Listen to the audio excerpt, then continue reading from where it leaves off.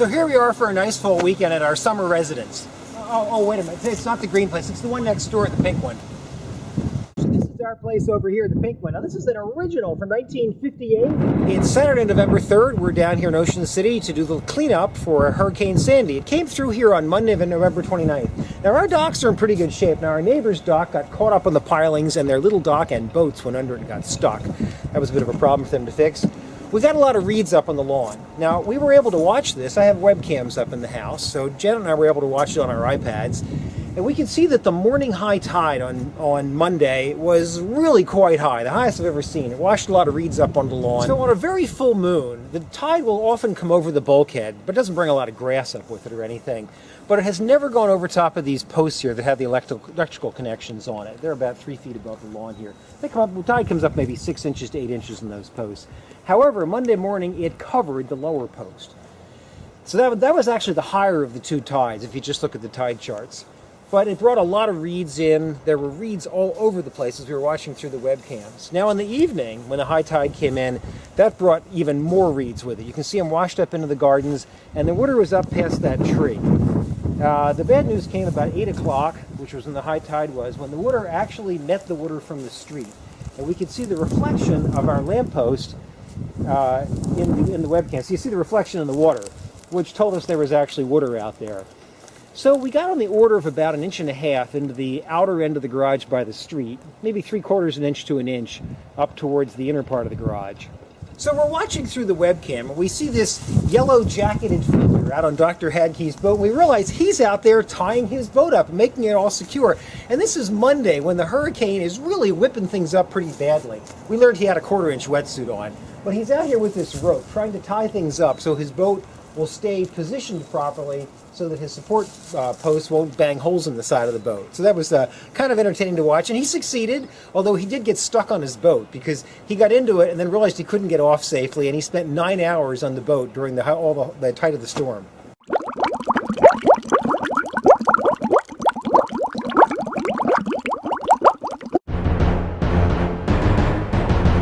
Moment of calm here. The gusts have just eased up for just a moment, but they look like they've been up pushing 90 or 100 miles an hour. Look down the street, Wolf, all the way down. You can probably see some street lights in the distance.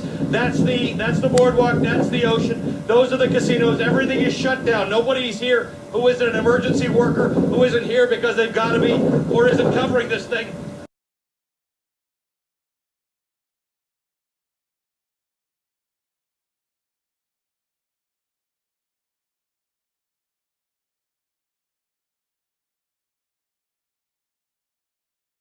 Now, when the tide came in, it covered every piling on the dock, covered the 2 electrical posts here, and that aqua piece of pipe was sticking up above the water as it was a high tide. So the water came up along the front of the house here, but really it sloshed a lot up maybe 9 inches to a foot. You can kind of see some marks on there. But luckily that's well away from the structure, the upper part of the house. It just got into the crawl space. So there were boards like this all over the lawn. I probably took 20 of these to the recycle center back on Thursday, and we've got maybe another 10 of them lying around the lawn. And you got to be careful because a lot of them have nails sticking out of them. They just washed up. They're from other people's docks that got ripped up. We're watching around 6 o'clock as dusk is coming, and we can see the water just starting to show up out in this area. But in the ensuing hour, as the high tide peaked, it brought a lot more water up onto the lawn, a couple inches above the grass. But it brought in a lot of people's recyclables. These Miller 64 cans, oh, this was full of something, have been all over the place. I picked up a ton of these on Thursday. I got to pick up some more. Then we got other recyclables and stuff. And all the reeds and stuff around here all need to be raked up and taken to the recycle center. Luckily, they're open till 6 o'clock, both today and tomorrow. Out here we have some rugs and mats that got saturated with salt water and lots of bizarre little marine life that started to smell rather foul. A few of the goodies we've taken out of the garage. We've got to get the rug out of the garage because it's getting a little bit foul too. And that means getting everything out of the garage completely. And there's a lot of stuff in there. I've spent 2 hours pulling this stuff out. And we still have the refrigerator and a couple of those little chests of small drawers, like file drawers, that are filled with all kinds of strange metal things. Down here Wednesday afternoon when the police would finally allow people in, and found that in this room, somewhere like 1/4 inch of water had come in. It was enough to soak all around the outer edges of the carpet. It came in through this door. Came in through the doorway. I don't think too much came in from the doorway out to the garage, because it wasn't very deep at the sill. But it was enough to make a mess out of the carpet and getting it smelling like aging marine life. So we took everything completely out of here, and either put it in the living room or put it out on the lawn on blocks so it wouldn't get on the wet grass. And then I washed everything out with Clorox water in buckets, probably about 20 buckets, so that's 40, 50 gallons of water. Sucked it up with a shop vac and then kept taking that out to the curb and emptying it. And then we've been drying it for the past few days with the windows open and that fan on. This is the laundry room or utility room. Now, we've had a lot of floods in here from the washing machine screwing up over the years, so water on this floor is not really a new issue. But this time it was salt water filled with weird microbes, okay? But the important thing is it didn't even get over these little feet on the bottom of the furnace, which luckily sits off the floor at half an inch or inch and a half anyway. And the same thing with the hot water feeder here. It didn't even get above these little feet on the bottom. And on the washing machine, it's also got little plastic feet, and the water was only like a quarter of an inch or less and didn't get above them. So all the equipment that really could have been costly was perfectly fine in here, and that was a big relief. We just have to get rid of the smell of the little marine microbes that got washed in with the tide. So far, I've spent about an hour and a half getting that stuff out of here, and I was actually amazed it only took that long, but we still have a lot of work to do here. Now, anybody who's seen this garage knows that, well, you can walk through here, that's about it usually. So there's still a lot of things along the edge. We've got the refrigerator, we've got a box back there. Now, we had, down at the end of the garage, we had maybe 2.5, 3 inches of water. But as you get up to this end, it is luckily sloped. There was only about maybe an inch, 3/4 of an inch. Not enough to even get over the sill into the house. But the carpet is saturated with this lovely kind of rotting sea smell. So we've got to get rid of the carpet. And luckily the fridge is, all the equipment in it is high enough off that bottom, it didn't get damaged. Even those two other little refrigerators, the old little white one and brown one out there, they look like they're in pretty good shape too. I did have one compressor sitting near the garage door that got some salt water in it. It's not doing too well. So we're going to get the carpet out here, get everything out of here. This is Clorox water in this bug sprayer here. We've got this another great big container of Clorox. We'll be washing everything out in here with the Clorox water and shop vacuuming it out and then leaving with a fan on and let it dry. And then we're going to go into the house too, and I got to spray that down with Clorox water. So my plan is to use one of these bug sprayers and mix up 8 ounces per gallon of Clorox water in the bug sprayer and soak everything down under the house to get that Clorox in to kill off all the marine microbes. How are you going to get under the house? Well, there's a crawl space entrance on the side of the house. There's one here too, but I'll use You both think the entrances. seawater got in under the Oh, it house? absolutely got into the crawl space. Oh, it was completely flooded in the crawl space. And it's like the flood isn't the problem. It's that all those marine microbes that got left behind. That's what I got to kill. And also make sure no mold grows or that kind of stuff. Hola, amigos y amigas. Estoy in Ocean City, New Jersey. Okay. It was nice to escape from New York because I've had no power since 8:34 p.m. when the lights went out Monday night. I've had to walk up 5 flights of steps every day, then try to get to work by hailing a cab. That was not easy because they zoomed right by. There were not enough buses. The subways weren't running. But finally, I got some rides. I took a bus Friday to Freehold, where Laurie picked me up. That wasn't easy either. Past hundreds of cars in line for gas, and people lined up with canisters to fill up their gas cans. And now Edward has pressed me into service here, helping remove all this rubbish from our garage that Bob Boakes collected for 50 years.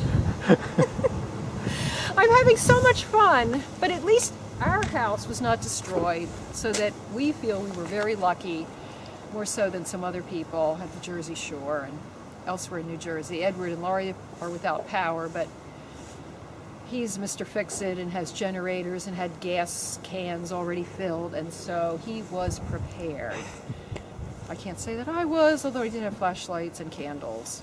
So here we are, and we're going to clean up this mess. So we had to take everything out of the den downstairs and move it up here. So the box spring and mattress from our bed are up here. The frame is up here. All our shoes from the floor that we normally keep under the bed, they're all up here. So we've made kind of a mess around the house, distributing all our stuff around. Now these are some emergency preparedness supplies it's good to have. These lights only cost like 19 bucks at Lowe's. They take 4D batteries, they'll flip up like that, and you can leave them in this nightlight mode so that if you're worried about the power outage coming, you can sit them around the house with the nightlight on. That thing will run for weeks on these batteries. It doesn't run them down much. And then when you really do have an outage, this thing will run for like a day, like 24 hours before it runs the batteries down. So these are great, and they're cheap. So it's good to have a couple of them around. This little gizmo is a battery pack that'll charge your iPhone. So it plugs into a USB port and charges up, but then it provides a USB port, the bigger port here, so you can charge your BlackBerry or your iPhone like 2 or 3 times and that way you have some backup on your phone. And as where'd long you get as- that, and what does it I cost? bought it at Best Buy. It's called a Morphe Juice Pack. It was like $70. And they make bigger ones too if you want a slightly larger one. But I use this one like if I travel into New York City for the day and I'm sending pictures to people and my iPhone's going to run down, just keep it in my pocket and charge the phone up with it. And Laurie's in here listening to reggae music. Yes, And, Laurie's been doing lawn cleanup, but right now... Yes, I raked all the stuff off the lawn. I have to go out and do more of that. And I just finished cleaning up after our first lovely breakfast. We lost our power fairly early in the storm, but we're prepared. I've got a couple generators, and we went out on Friday and filled up 7 little gasoline tanks. So we had 14 gallons of gas, plus I got the boat full of gas, so I really wanted to suck it out of that. We filled all the cars up. And though some of my neighbors had generators, they didn't have gasoline for them. I had to help them siphon gas out of things. I had some tubing for that too. So we got people going in the neighborhood. But be prepared, have that gasoline in safe containers that don't leak fumes. Get a generator like a Honda U2000 and wire it in properly to your house and safely so you can hook it up safely. Now, these aren't exactly light. This is the mattress and box spring from downstairs, and we had to get them up here so I could do all the washing out of the room downstairs. This one I actually carried up myself, and probably weighs like 150 pounds, and it's clumsy, you know. This one's even heavier, but luckily Jack Gillian helped me carry it in here, so it wasn't too bad. Now at home, we didn't have any water in the house, luckily, or any damage to the house itself, but we do have a 70-foot oak tree across the front lawn, and into my neighbor's driveway. And my neighbor on each side also had a 70-foot oak tree fall, and one of them actually went into the house and smashed a dormer in some windows, so she's kind of in worse shape. So some other neighbors came over with their chainsaws and helped trim off the tree that was extending into the neighbor's driveway so they could get their cars out of the garage, so everything's okay there. But we still don't have power. This is Saturday, November 3rd. The storm hit back on the 29th, and we still don't have power at my house in Middletown or anybody in my neighborhood. Now, as I mentioned, a lot of my neighbors have generators, and I've helped them wire them in safely so they can run their furnaces and refrigerators and everything. So we're not doing too badly, but, you know, no electricity, no cable, no landline telephone service. Luckily, the cellular service has come back on, though it was out for a couple days, too. November 2nd. I've arrived in Middletown, New Jersey, and this is what greets you once you get to Ed and Laurie's neighborhood.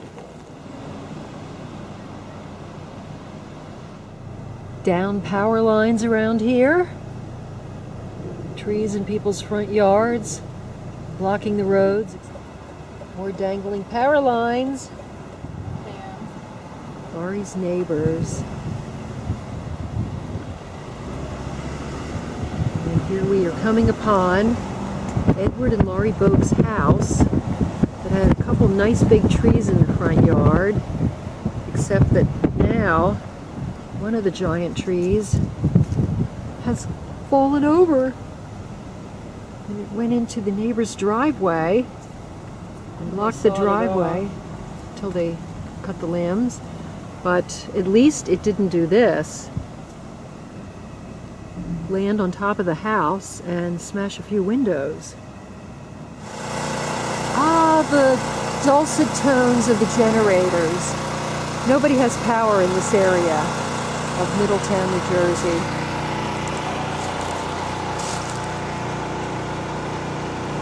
Rose bush blown over.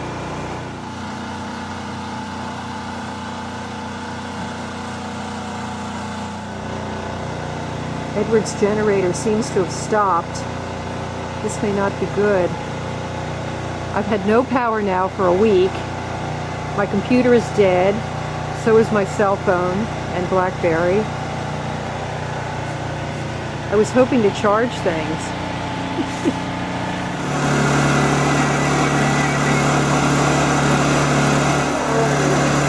It's working! Yeah, this is how we get our power around here. We are at the gas station. That's right, for our generator. We loaded one and put this in the car.